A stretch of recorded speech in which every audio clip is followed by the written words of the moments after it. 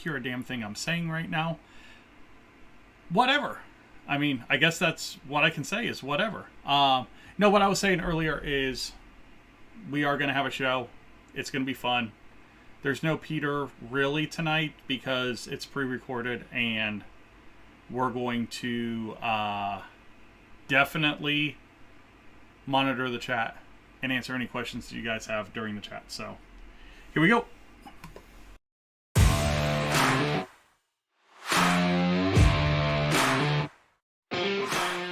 Hi, I'm Matt. Welcome to Disney Planning Insights. Through creative content and live shows, we explain the hidden details of the Disney experience so that our clients can execute memorable adventures. Together with Princess and the Mouse Disney Travel, we have helped hundreds of clients plan, book, and prepare for magical Disney vacations.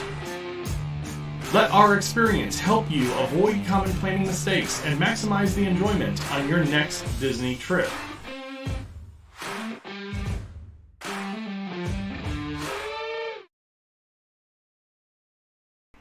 Hey everybody, let's try this again. Now that we have a microphone, I'm Matt with the DPI podcast. Welcome to Disney Planning Insights live. At least half the show is live today. I am a little bright, so I'm going to turn myself down just a bit. Are you going to listen? There we go. Much better. We've got news, we've got notes, we've got a top three. We've got a lot of things going on tonight, so definitely hang around with us.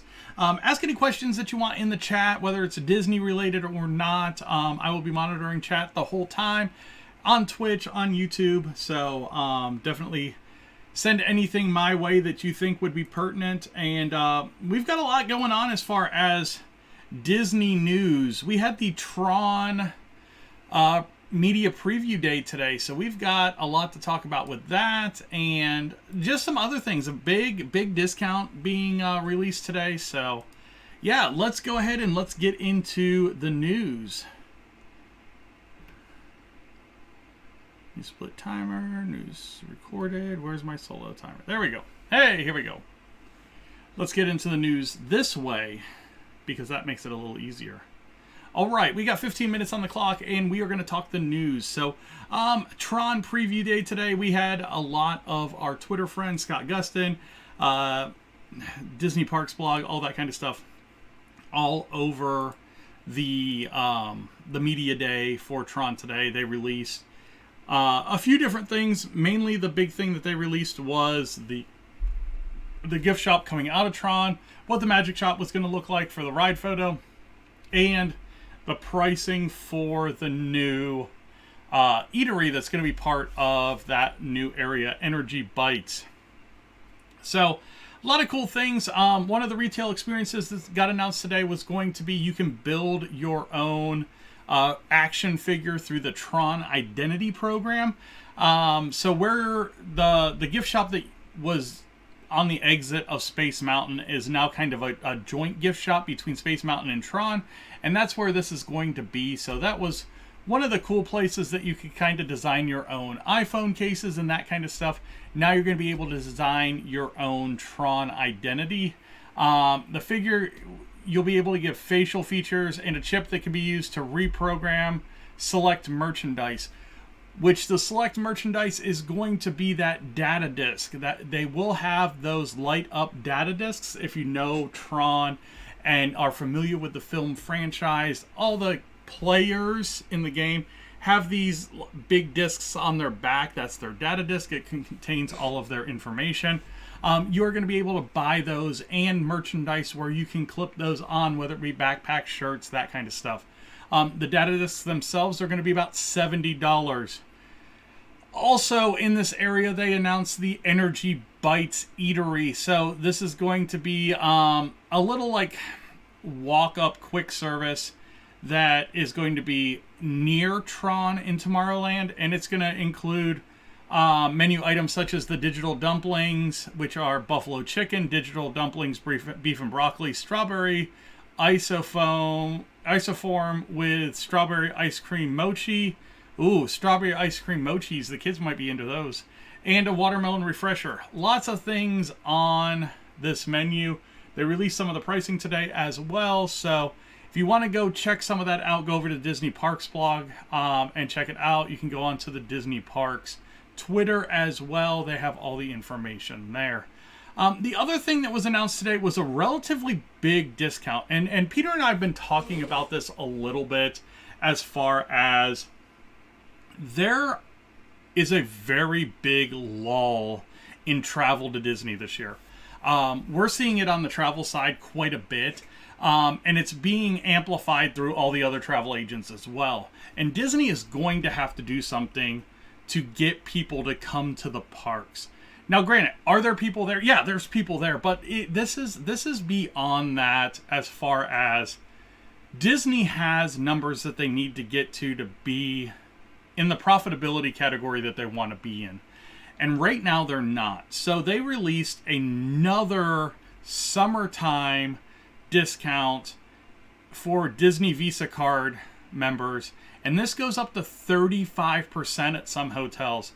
Now this is it's kind of a goofy grouping of dates, so it is to miss a few big things.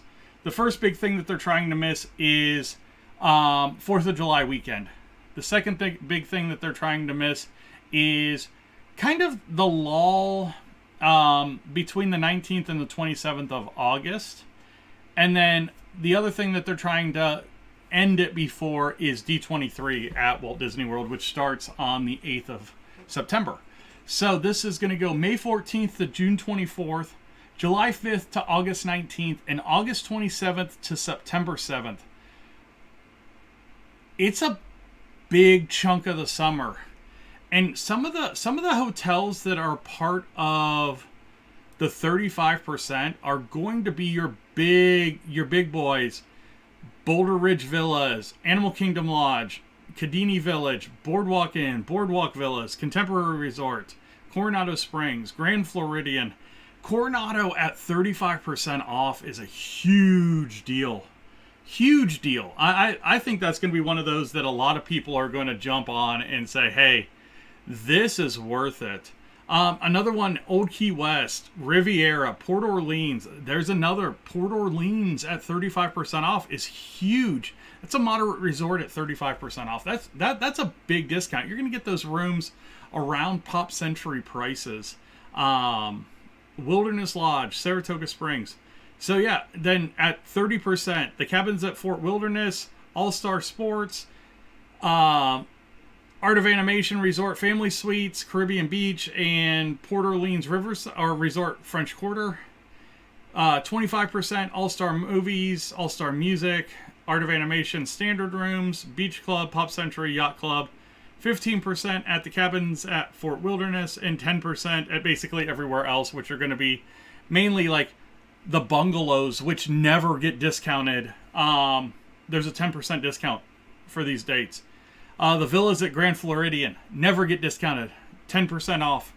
You know, this is saying a lot when it comes to what's actually going on at Disney right now. And I don't think enough people are talking about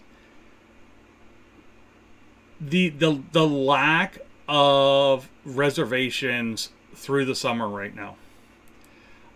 It's a huge deal. And it's something that Disney's really going to have to deal with. Getting into the fall, when kids go back to school, I think is when you're going to see the biggest discounts start being released. That September through Thanksgiving, take away a couple weeks in October, and Labor Day week. Other than that, I think you're going to see another round of big discounts come out for Walt Disney World, just because they're just not getting the reservations right now. I mean, it's just crazy to think about right now. And if you're thinking about going to Disney, it's a great time, because other than a few weeks, there are good discounts all summer right now. All summer. And it's just weird to think about it like that there are that many discounts out right now. And here in a couple weeks, now Peter's not with us tonight. We're doing kind of a weird show next week because neither of us are going to be available. The first show that we have in April, we'll really start digging into the issues that Disney's having with reservations. And probably they're going to address it at D23. We think a lot of things are going to happen at D23 that are going to really kind of pick up that excitement for the parks. But when you're thinking about the stuff that gets announced at D23, it's 2, 3, 4, 5 years down the line. I mean, it may not be anything that even affects the next couple of years for the parks. Staying at Walt Disney World, permits were filed for construction on Cinderella Castle. End of the 50th is coming up at the end of this month, basically. They're already starting to get rid of some of the decorations. They've pulled out some of the stuff in the grass. They're going to start taking down the gold trim on the castle, that kind of stuff. They've got permits filed. It doesn't really go into specifically what's being done on the castle, but you can only imagine that it's got to be along those lines of taking some of that 50th, whether it's the bunting, whether it's the gold little spirals on each of the spires, that kind of stuff. A lot of that's going to be coming down. If you haven't seen it yet, go over to our page. You can check out a lot of that on our YouTube channel. D23. So last week, on March the 10th, they announced that tickets were going to go on sale for D23 today at 1 p.m. So they really only gave you about 4 days to get ready for this. It was pretty crazy. But I will say that this is one of the best limited ticket releases that I've ever been a part of with Disney. We were able to get tickets, so Peter and I and the podcast will be down there for D23 this year. If you are a fan of the show and are going to be down there, September basically 6th through 11th is when we're going to be down there. Let us know. We'd love to meet up with you, have a drink, do something, take a picture, whatever, and meet some of the people that have helped the show, whether it's some of our influences down there. I'm talking about WDW Resort TV, Resort TV 1, The Diz, those WDW Prep School. Any of you guys watch? Definitely, we'd love to meet up with you guys down there. I know you'll be down there. And even some of our Twitter fans, followers, that kind of stuff. We'd love to meet up with you down there as well. It's going to be a good time. Like I said, Peter and I are going to be down there with our wives. And we're going to have fun. We're down there to report on what's going on D23 and make some more connections with people within the industry that we enjoy being a part of. So definitely excited for that. Disneyland Paris news. Hulk is headed to the Avengers campus at Disneyland Paris, and this is going to be the same Hulk that was at Disneyland a few months ago in his time travel suit, that white and red and gray suit. It's going to be pretty awesome. I'm super excited about that. So they don't have any dates on it yet, but would love to see what's going to happen with him here, hopefully relatively soon. Disney Cruise Line released some information about Lighthouse Point. It's going to be open for the first time summer of 2024. Now, I would almost guarantee that this is going to be a new boat exclusive island. So unless you're sailing on the Wish or something newer, you're probably not going to go to this island. Most of the boats are going to go to Castaway Cay in the Bahamas and not over to Lighthouse Point, but we'll see what happens since they do have the two islands now. It's going to be interesting. A lot of cool things. Just think about, a Castaway Cay on steroids. There's going to be a big splash tower. There's a little bit more like covered and shaded areas, which Castaway Cay definitely needed. Cool theming and that kind of stuff all the way through it. So it's going to be pretty awesome. And then the other thing that we confirmed was that Guardian of the Galaxy will remain a virtual queue once Tron opens on April 4th. This is kind of interesting because they really haven't run with two virtual queues at the same time. So I'm interested to see kind of what happens with this, just because you're going to have to make a choice on the park and that kind of stuff. So it's going to be very interesting. How many people can do like a virtual queue for Tron in the morning and maybe hit the virtual queue for Guardians of the Galaxy in the afternoon, which it doesn't seem like it even needs a virtual queue in the afternoon. It seems like the line kind of runs its course and then it's basically walk on in the evening anyway. So we'll kind of see what goes on with that, but kind of is what it is. Tron virtual queue process, 7 a.m. Not required to be in the park, but must have a Magic Kingdom park reservation. 1 p.m. must be in Magic Kingdom to join the virtual queue. 6 p.m. on selected dates with extended evening theme park hours. Those are going to be for your special events. More Lighthouse Point.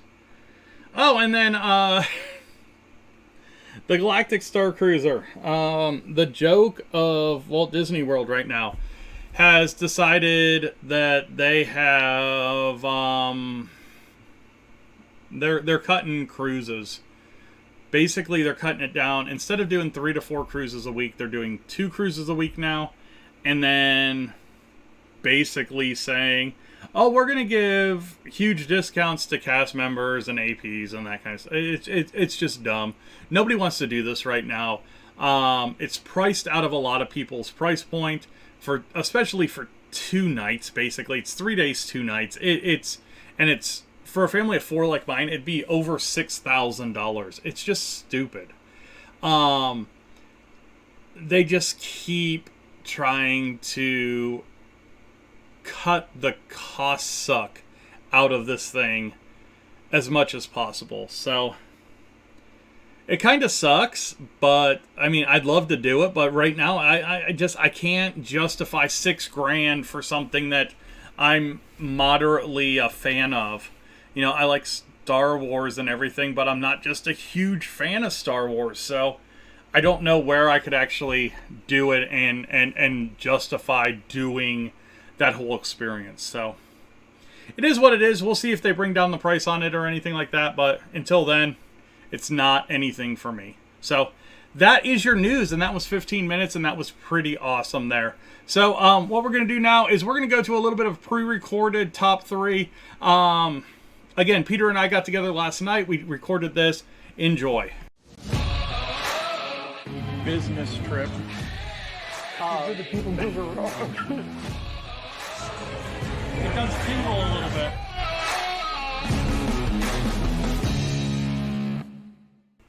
Hey, what's going on, everybody? It's Matt with the DPI podcast, and I've got Peter with Princesses and the Mouse at Disney Travel. Yeah, I think that's all of it. And it is top 3 time. We are doing this a day early this week because it's golf season, and you're going to get to see that a lot this year as we get into the spring.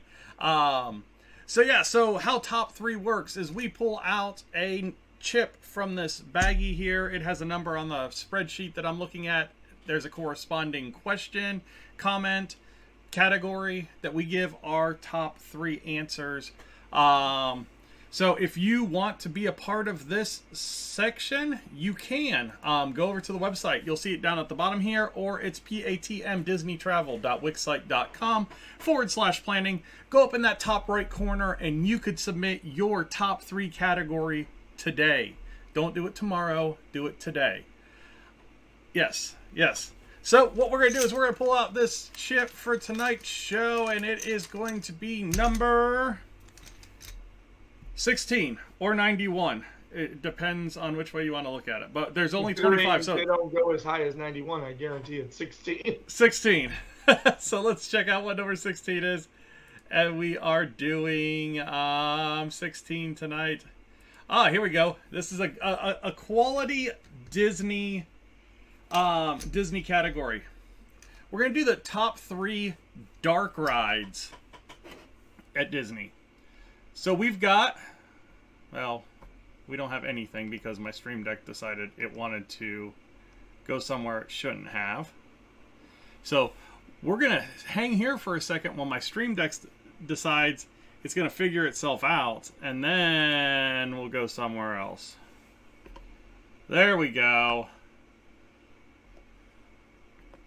You got 20 seconds. Planning your first trip and getting overwhelmed by all the details? Planning your next trip and just want some new suggestions on things you haven't tried? Contact me at Princess of the Mouse Travel, and I'd love to work with you planning your next trip to the most magical place on earth. You can contact Princesses and the Mouse Disney Travel on Facebook at PATM Disney Travel. All right, and we're back. Hey, it worked, yeah. So, top 3 Disney dark rides.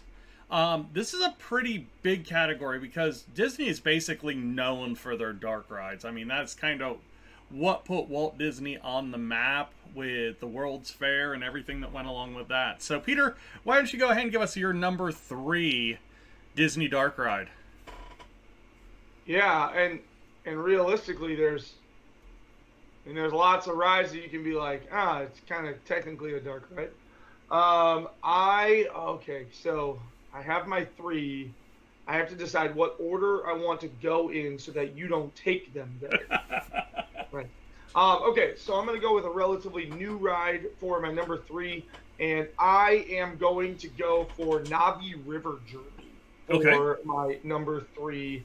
I think that counts as a dark ride, right? Yeah.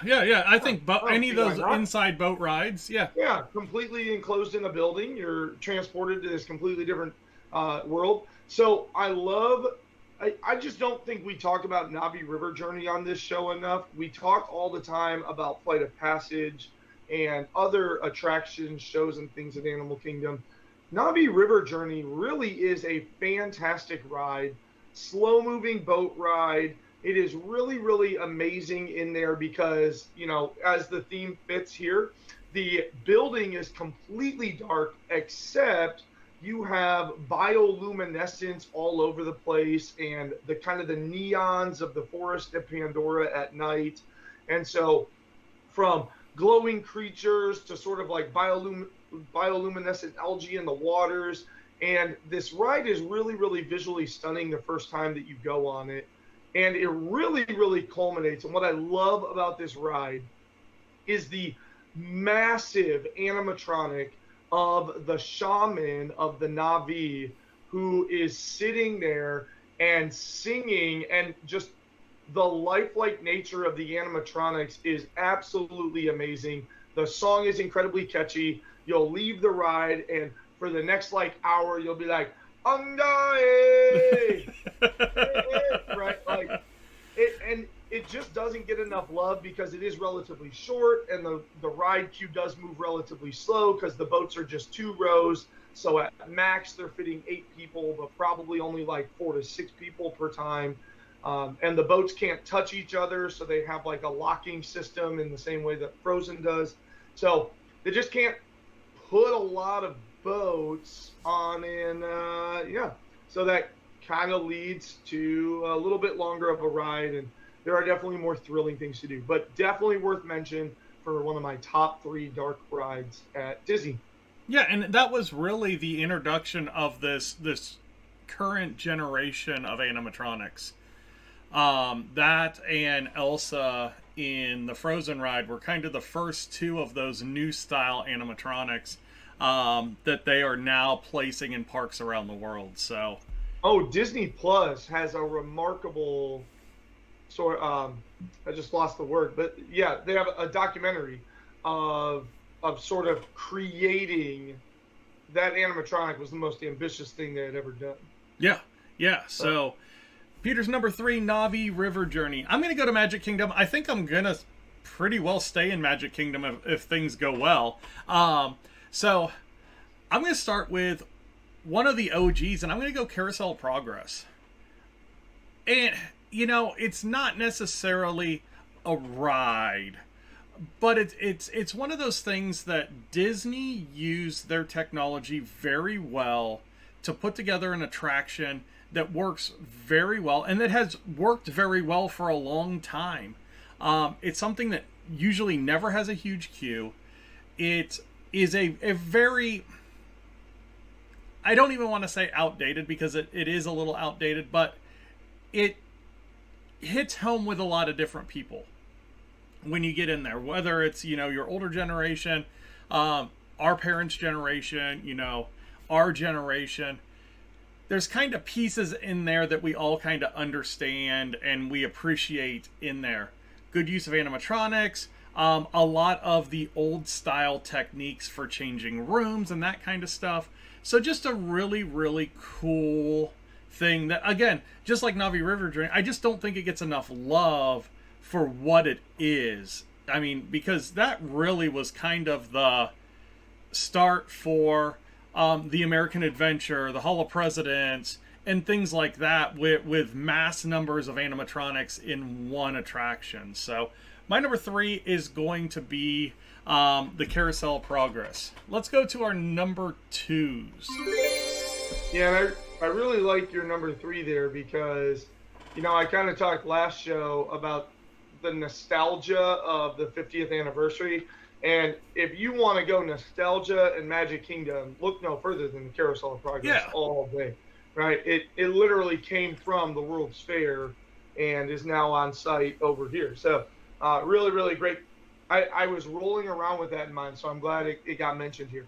I'm going to stay in Magic Kingdom, which unfortunately might make you get more creative, but I promise that I'll consider jumping out of Magic Kingdom.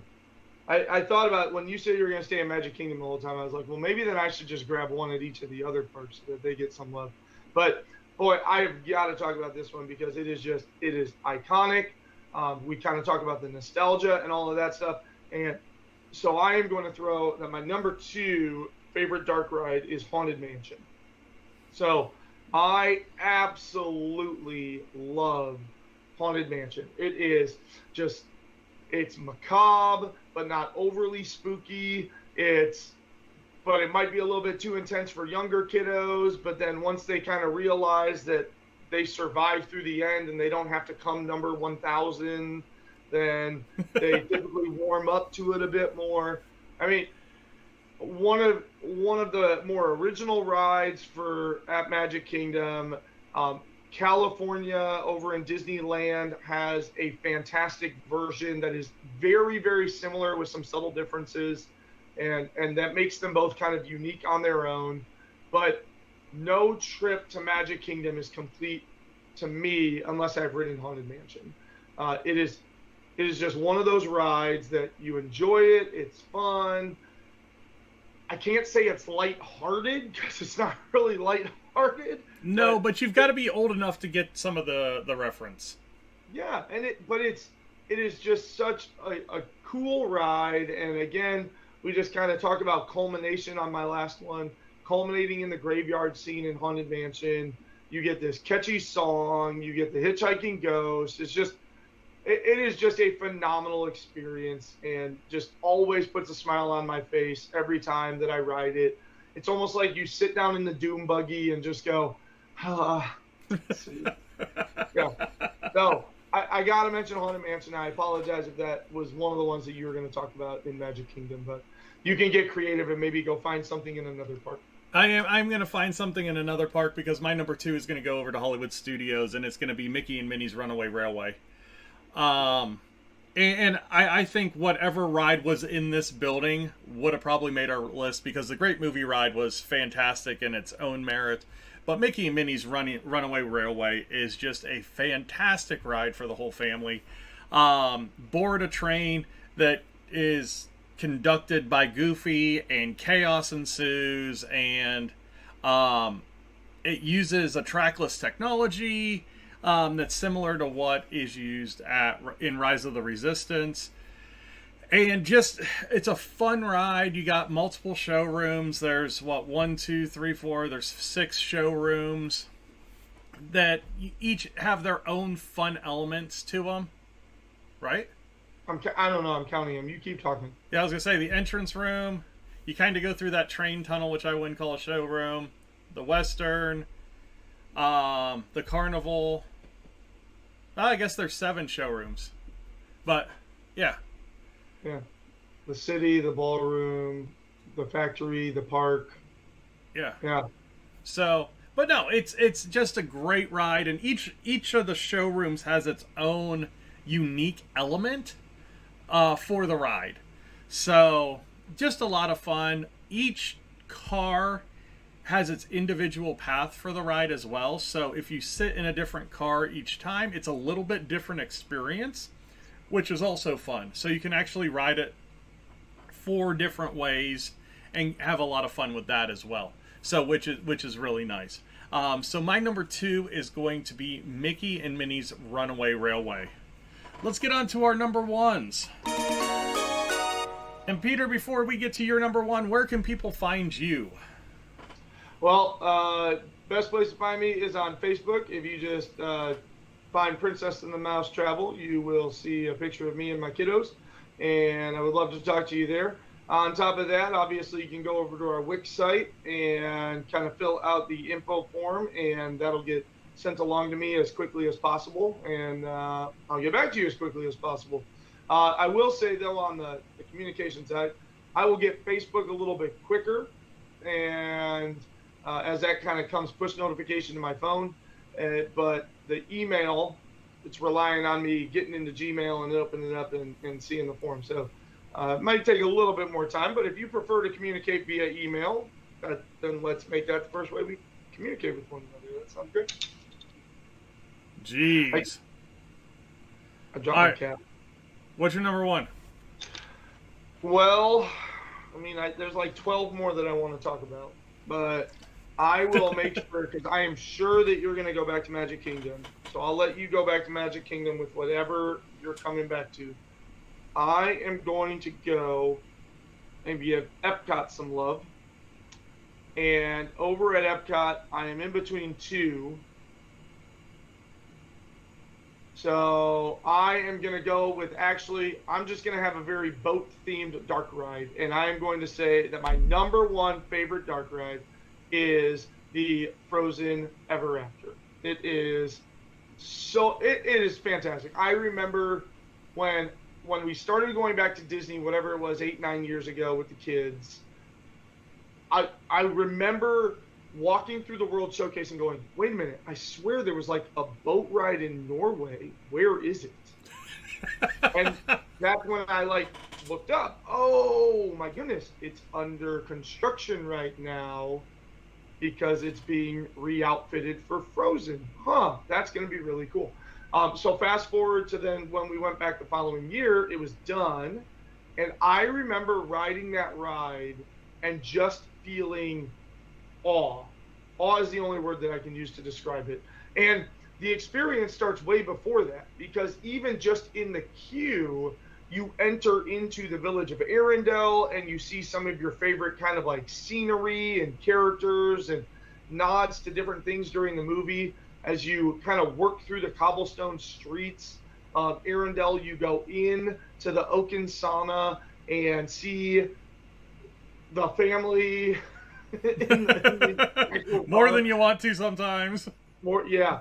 And it's just really, really cool because you're just kind of like stepping through, you're like there, you arrive to it. And then the ride itself is just, it really is spectacular.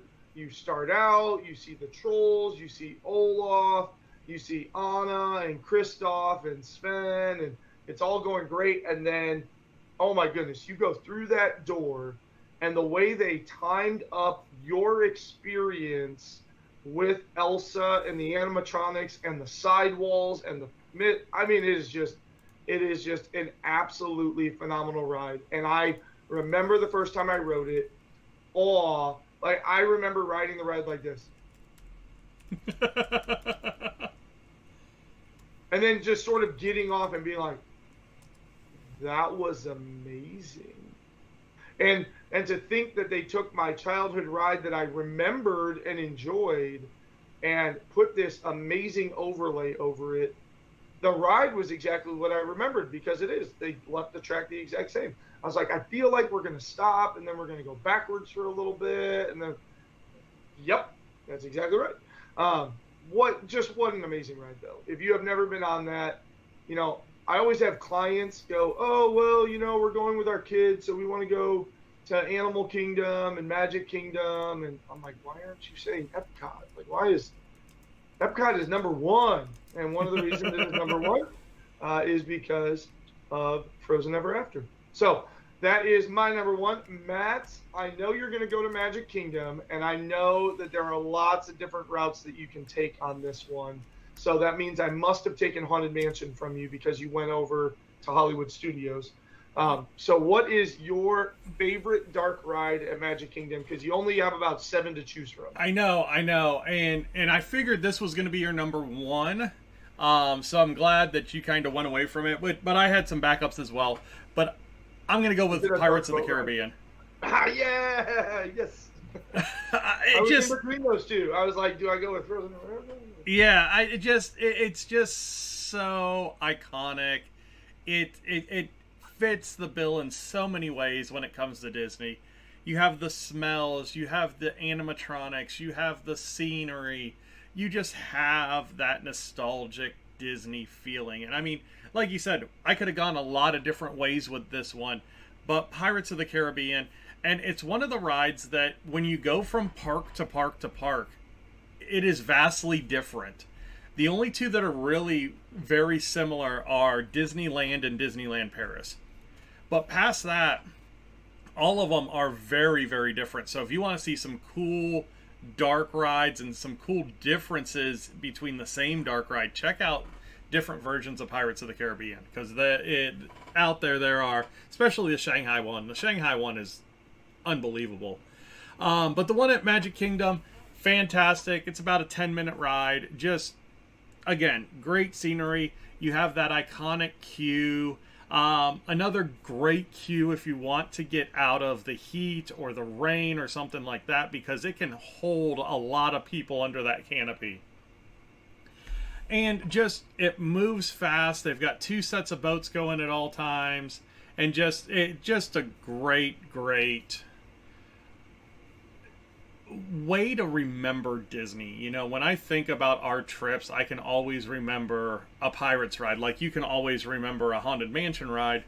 I can always remember a Pirates ride or something that happened that we ended up at Pirates, or, you know, it's just one of those rides that you just kind of end up going back to 2 or 3 times, and it's just one of those rides. So, you know, it's a Pirates life for me. I'm going with Pirates of the Caribbean, and that is my number one.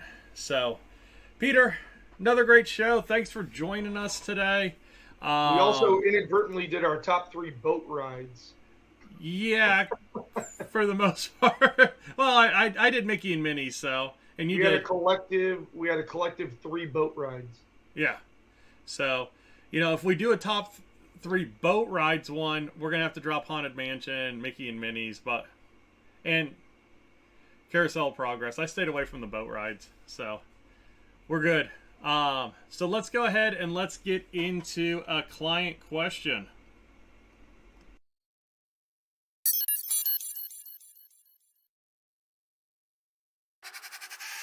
Do you have questions concerning planning a Disney trip? Ask them live on the show or submit them on our website at patmdisneytravel.wixsite.com/planning. All right, so we just did a top 3 with Peter from Princesses and the Mouse Disney Travel about our favorite dark rides at Disney. And kind of what I wanted to do with this client question was really talk about those pivot rides and rides that are great to kind of go to when the ride that you're wanting to ride is super busy. What are those rides that really are great to either get in under a queue or that normally have lower wait times that you could jump on and ride something, you know, to kill some time while you're waiting for a parade or waiting for the fireworks or something like that. So let's go park to park. Let's start in the Magic Kingdom. You know, if you had to waste some time and you were thinking about a ride to go to, where would you go?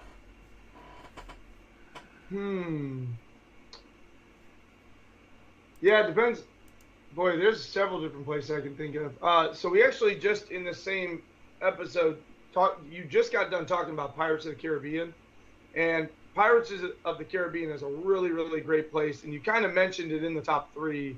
so I'm sort of stealing some of your lines here. But it's a huge queue, and most of it's undercover, and most of it's inside on top of that. And so getting in there can be really, really great to beat the heat or to hide from the elements and not feel like the ride line is dragging on. So even when they have like a 40-minute posted wait time, which is about as bad as it gets unless it's down for part of the day, and therefore they have a whole bunch of lightning lane return times. Yeah. But even when it's posted 45 minutes, I promise you're going to be out in 30. Like, that thing can be completely full. And the nice thing is, because they have the 2 sort queues, they normally send the regular line one direction and the lightning lane another direction, even when it's busy, because the lightning lane still gets a vastly shorter wait time, but you still have one full dedicated line. Every boat takes, I don't know, upwards of like 20 people on it. Yeah. So it is really nice. That's kind of that area of the park.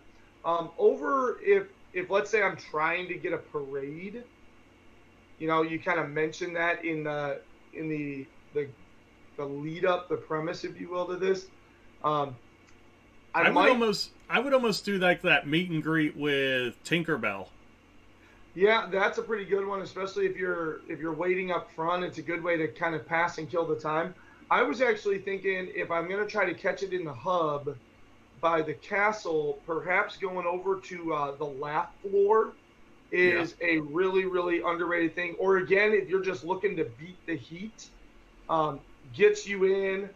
Typically, you might stand in line for 5 to 10 minutes, but that's really because you're waiting for the previous show to get done.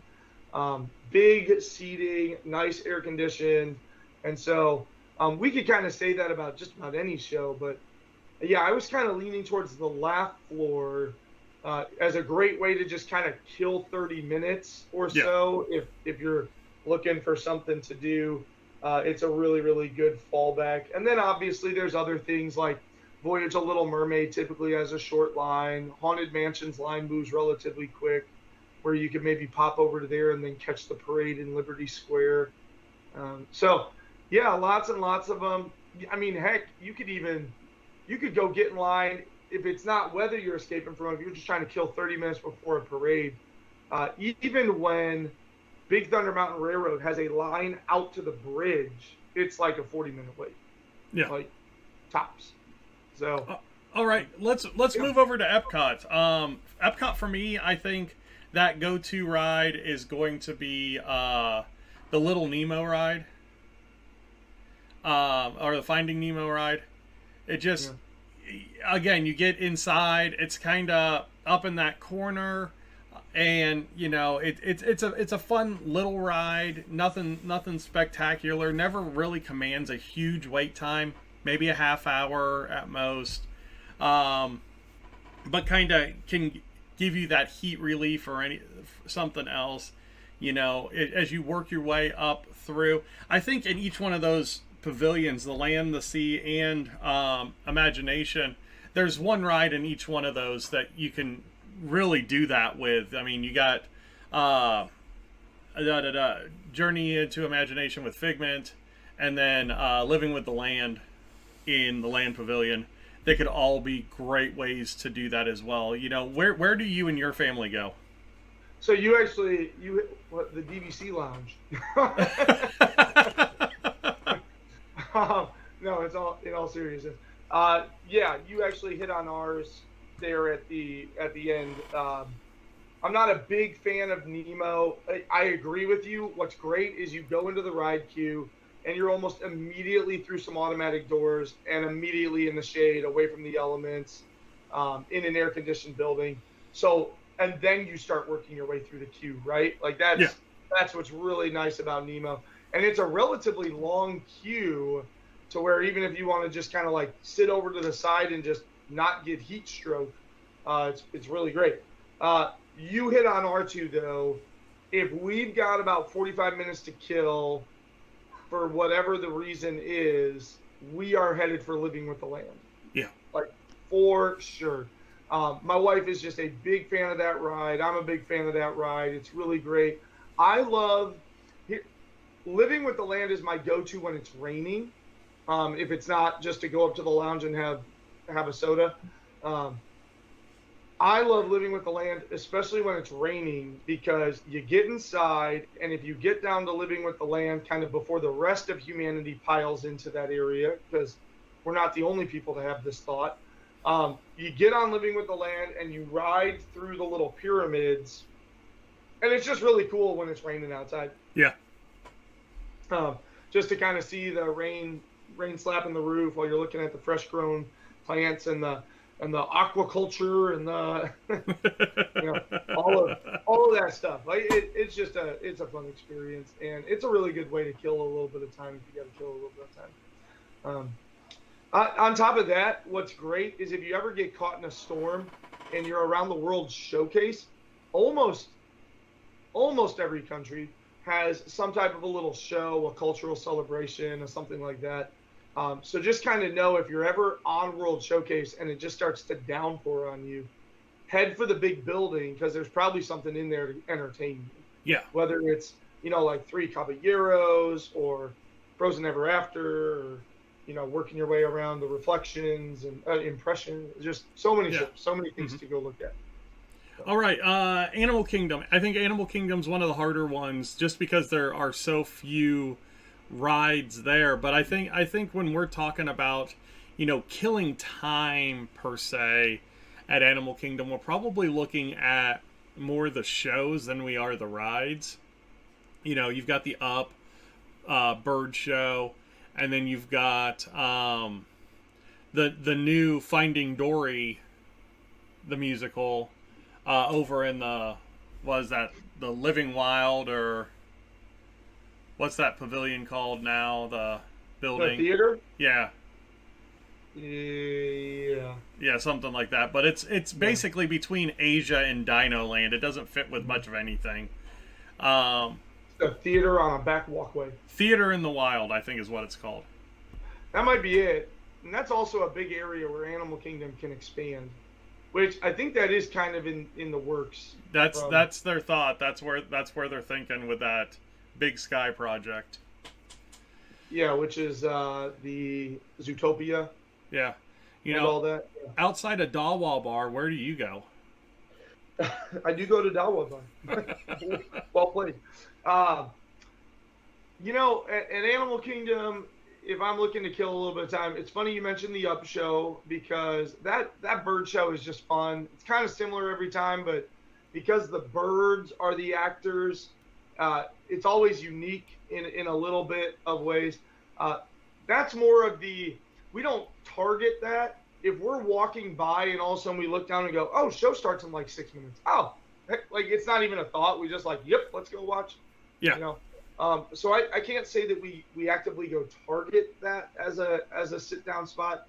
Tough to Be a Bug is one where we'll go, hey, we got, because the great thing about Tough to Be a Bug, right? It's on Discovery Island, so it's so centrally located that if you're waiting for a return time, or you're waiting for a reservation, or you just want to beat the heat, well, coming out of there, you're in the hub of Animal, so you're ready to spoke whatever direction you want coming out of Tough to Be a Bug, which makes it really, really nice to go and sit down there, air conditioning. Even when you're waiting for it, you're under the roots of the trees, so it's naturally air conditioned.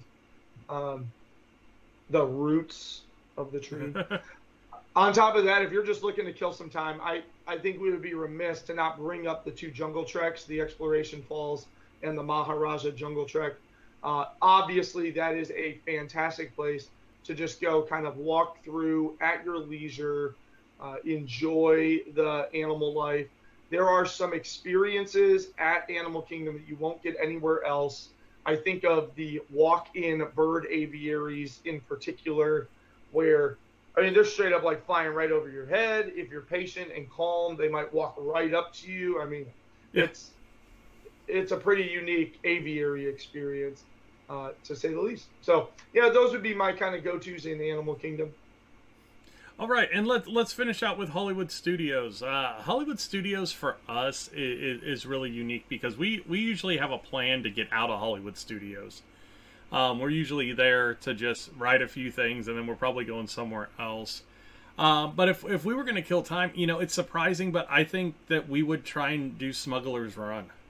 I think it's the less loved of the Star Wars rides. Some people just don't want to go that far back into the park to get to it.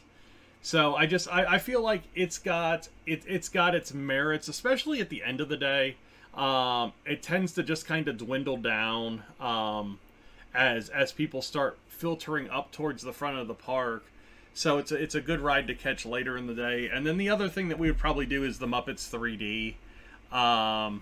Just a fun 3D show like PhilharMagic and that kind of thing. But again, in line with the shows, it gets you into a big holding area that's air conditioned prior to the show. You have the show room itself, which is air conditioned, and then you come out into a shop that's air conditioned as well. So, three big air conditioned areas that you can hang out in there.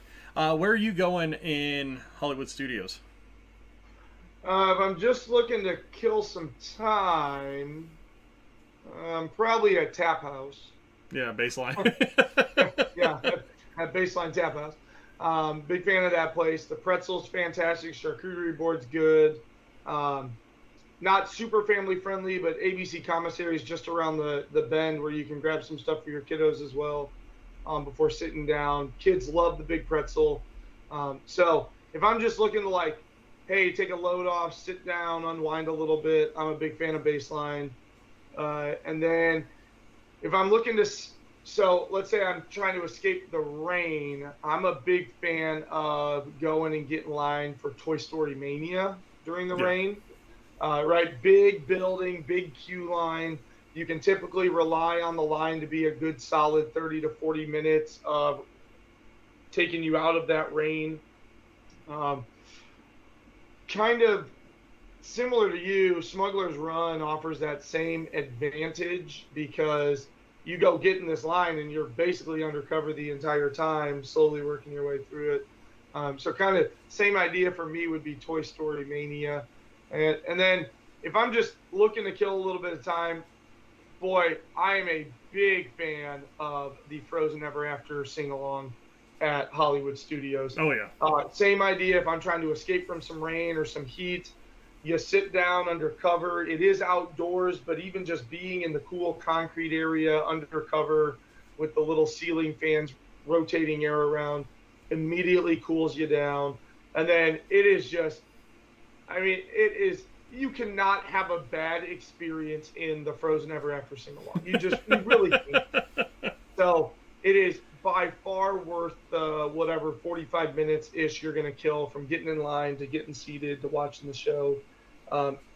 It is just a fantastic time. We are big fans of it, and it's a pretty big staple for us when we are at Hollywood Studios is to find the time to hit up that Frozen Ever After sing-along. So. All right. Well, there are a few ways to kill some time and to get out of the elements when you're around Walt Disney World. Another great show. I'm Matt. That's Peter. Thanks for joining us tonight. We will talk to you later. Bye now.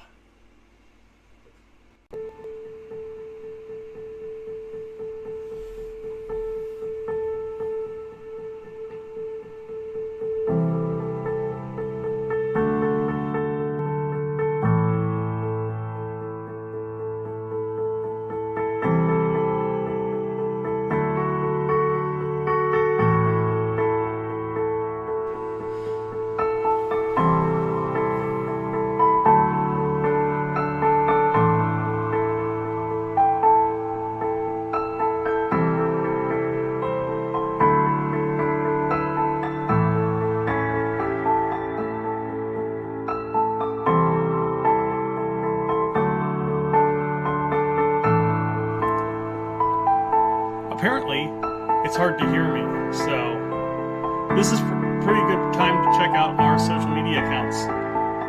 Facebook, DPI Podcast, Twitter, @Disney Insights. If you're looking for the travel, go to @PATM Disney Travel on Facebook. If you're looking for our videos, the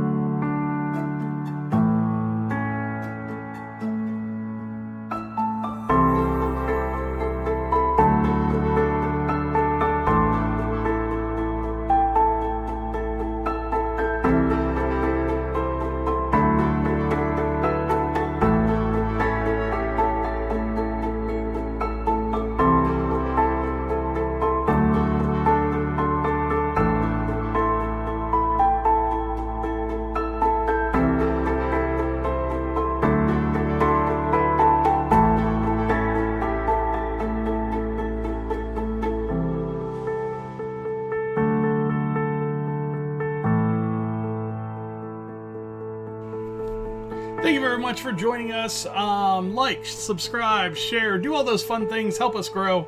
This is the DPI podcast, and